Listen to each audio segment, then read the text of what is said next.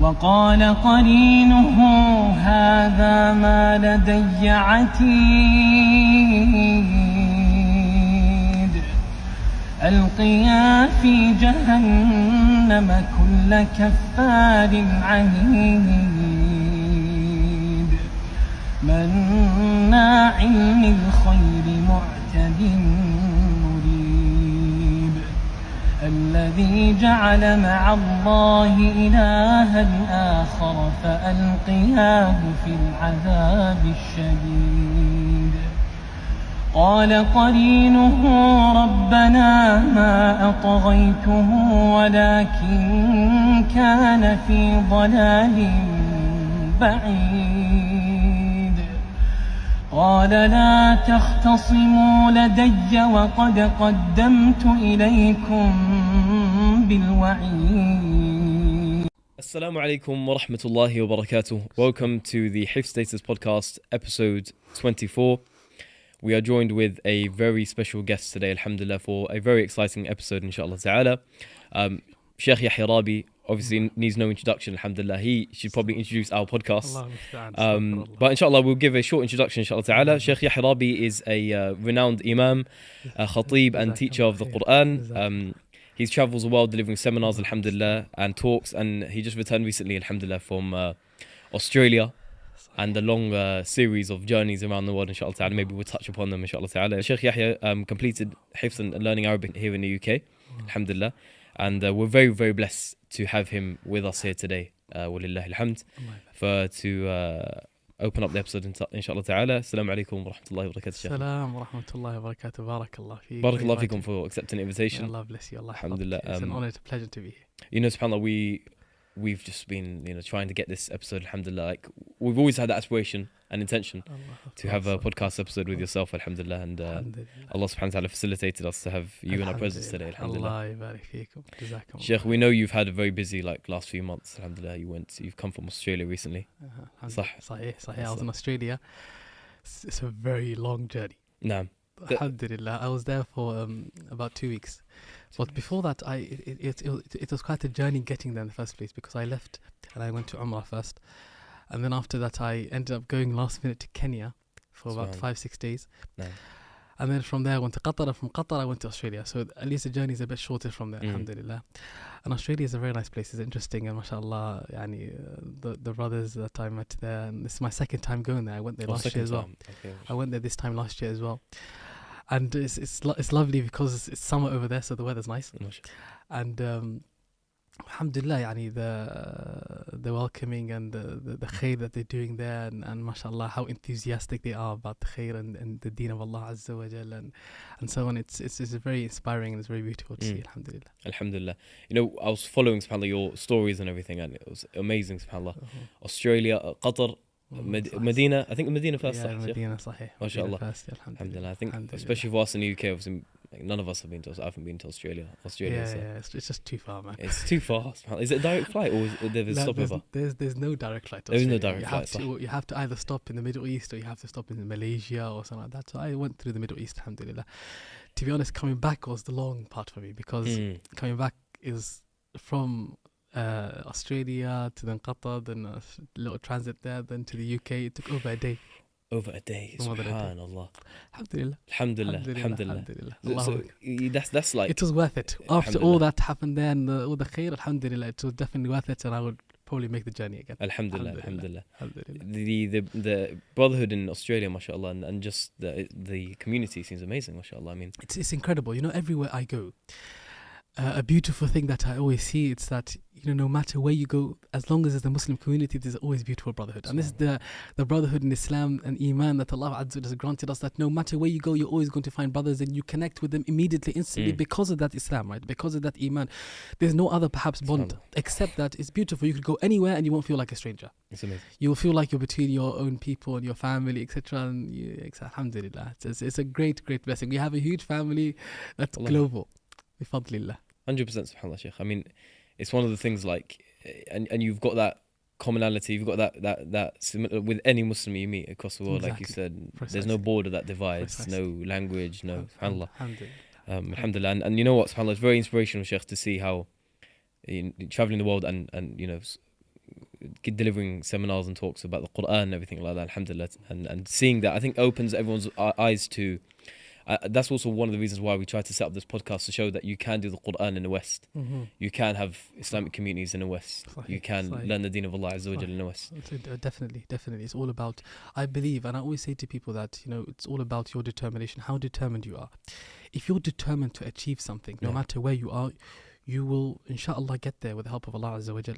Therefore, when people limit themselves that I have to go to a certain location, I have to go to a certain destination in order for me to achieve something specific, I tell them that that's not always the case. Yes, it may be the case for certain things, but not everything. Alhamdulillah, we are blessed in a lot of the places that we reside in, especially in the West now, that we have access to a lot of knowledge. We have access to a lot of places that you can learn and you can develop yourself and get closer to Allah Azza wa Jalla and seek knowledge. It's available. And one thing that's very important that we must understand, especially as young people who are trying to learn the deen of Allah Azza wa Jalla, is that when we look at the scholars in the past who sought knowledge, their methodology of seeking knowledge was that they used to first exhaust all the resources that they had available in their locality. Once they did that, then they would travel elsewhere and seek more. So I find it slightly strange that, I don't find it strange, but it's not, I don't think it's perhaps the best method to go about these things, which is that a person convinces themselves that I have to go to a certain place to learn the Quran or to learn certain sciences when he hasn't made any effort whilst he's here. Because the reality is that now the world has become very similar. Wherever you go, the same distractions are there. The same sort of people are going to be there. So it's all about you, wherever you go. It's all about how hardworking you are, how disciplined you are, how determined you are to get to your goal. And once you show that you can achieve something here and you have that discipline, you have that himma, that aspiration to achieve something, when you go elsewhere, you achieve even more. That's what I tell people. So I tell people you have to start here. Once you start to memorize the Quran here and you start to learn the Islamic sciences here, you start to learn Arabic here, etc., and then you want to go further your studies abroad, you'll probably do a lot better than if you go there initially and you start from zero. Naam, 100% Sheikh. That resonates with me so much, subhanAllah. I think a lot of people in the West, I think, also fantasize this idea of traveling and to the Arab lands will be subhanAllah, when you actually go to the Arab lands, subhanAllah, and then you come back here to London, places like London, subhanAllah, with the halaqats and everything that happen in the masajid and stuff. Exactly. Sometimes you look at the halaqats, these are not happening in some of the Arab countries, subhanAllah. Exactly, yeah, it's true. Yeah, no, because when something is so easily accessible and it's available everywhere, sometimes you take it for granted. And because we don't have it as much as the Muslim world, we appreciate it sometimes a bit more, perhaps. That could be the case. And people are a lot more enthusiastic about it and they're attending classes in big numbers and so on, which is amazing. It's a beautiful thing to see. It's a huge movement. Alhamdulillah, it's a great ni'mah. And every time I see it, wallahi, it makes me extremely happy. When I see that people are coming in hundreds of thousands to a class or to an event where Allah Azza wa Jalla mentioned and so on, it's a beautiful blessing that we didn't have maybe 10, 15, 20 years ago. So there's a huge movement happening when it comes to, people coming to the deen of Allah and showing enthusiasm about it and wanting to learn more, etc., wanting to learn the Quran. 15 years ago, 20 years ago, even the qira'at were not known. 100%. They were not known. 100%. Right? If someone recited, I remember my sheikh in about 15 years ago, he used to recite the qira'at in the salah. And there will be people objecting. He's playing with the Quran. He's distorting the Quran. What is he doing, etc.? Because it wasn't known to the people. It was, unheard of to a lot of people. But now you could recite any riwayah in the salah, and nobody would. It's very rare to find someone who would perhaps object or say something, showing that there's a big shift that's happened over the years, and there's a big movement and revival that's happened when it came to the science of the Quran and people, learning the Quran. Alhamdulillah, the young people are now inspired and they want to learn, and people want to memorize Quran. And when I first started teaching, I was teaching Arabic, and a lot of people come because they're interested in learning Arabic. They, I want to learn the Arabic language, is attractive. I want to understand, the deen and so on. And the moment they start learning Arabic and they start understanding bits of the Quran, they're like, I want to memorize the Quran. And it pushes them to go memorize the Quran, and many of them now have memorized the Quran and know it very well and become teachers of the Quran, etc. Alhamdulillah, it's a very beautiful thing to see. Nothing makes me happier, wallahi. SubhanAllah. Alhamdulillah. It's so true, SubhanAllah. I mean, the revival in the last, Sheikh, honestly, it's been like literally 5 years, SubhanAllah, 5 years ago. Yeah, exactly. If It's you been a look, huge revival. huge, SubhanAllah. And what you said about the qira'at, even reciting, like, even now, SubhanAllah, there is a lot of awareness about the qira'at, like you said, Sheikh. And I think even one of the mashayikh in this area, SubhanAllah, he led a masjid in this area in East London. Yeah. And Sheikh, he only recited in Warsh, which is the second well most known, common it's well known, yeah. riwayah. Exactly. And people in the salah broke their salah, SubhanAllah. La ilaha illallah. Yeah, he didn't announce it before, obviously, like, but still, Warsh is well ma'loom known, compared to it's millions and millions of people who recite it. Yeah. In most North Africa, it's the most common qira'ah. exactly, SubhanAllah. Naam. So alhamdulillah, there's been you're right, Sheikh. There's been a massive revival, Alhamdulillah. and I really like that point you mentioned about if you're not doing something here, and you're always thinking about, I will start when I go, I will start when I travel, I will start when I It's very unlikely you will. yeah. It's very unlikely. It's not impossible, but it's quite unlikely. No, I think when it comes to memorizing the Quran here in like London or the West, or people always have the question that, how do you tackle distractions that are around you?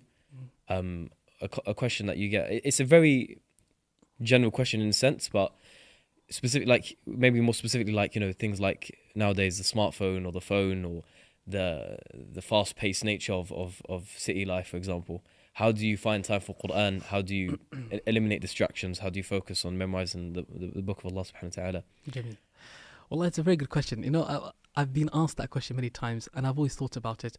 And the conclusion that I've come to is that distractions are always going to be there. You're going to have a smartphone. You're going to have all these distractions around you, whether it's going to certain places, whether it is certain activities that you enjoy doing, and someone that may, cause you to fall short in your Quran and so on.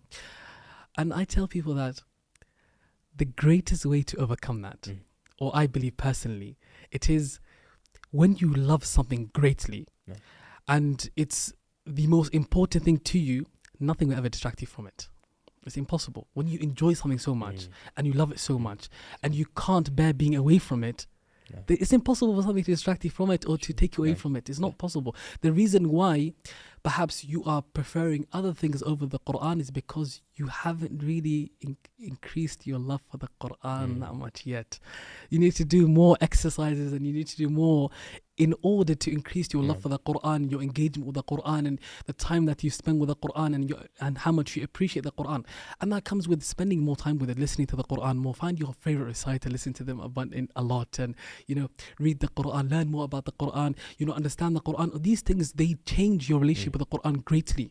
And it completely transforms. You start to appreciate the Quran more. You start to understand this book is not like any other book. It's going to transform my life. It's going to make my life better. It's going to change every aspect of my life. It's going to bring more barakah to my life. Everything that I want to do and everything that I want to achieve, the Quran is going to make it better. It's going to make it something that I'm more successful in, and so on. Therefore, when I prefer the Quran and I give preference to the Quran and I give it more time and I prioritize it, then Allah Tabarak wa Ta'ala will take care of all my other affairs. And because the Quran is source of barakah, it's source of khair and all that stuff. When you understand all that, then the Quran will become a priority. Right. And like the Sahaba radiallahu anhum did, the Sahaba radiallahu anhum, they had all those distractions. Rather, they were perhaps more busy than any one of us. You have like people like Uthman radiallahu anhu. Uthman radiallahu anhu was a successful businessman. He had a big family. He, even when he became Khalifa, he's governing the Muslim world. And none of us perhaps has any of those responsibilities. Yeah. So saying that I'm busy or I don't have time, I don't have the ability, it's very difficult to claim when people like Uthman radiallahu anhu, when he was not Khalifa, he used to finish the Quran on a daily basis. And then when he became Khalifa, because he's slightly more busy, it used to take him a week, because now he's a bit more busy. And he's so busy, not slight, a lot busier than he was previously. And he's finishing the Quran every week.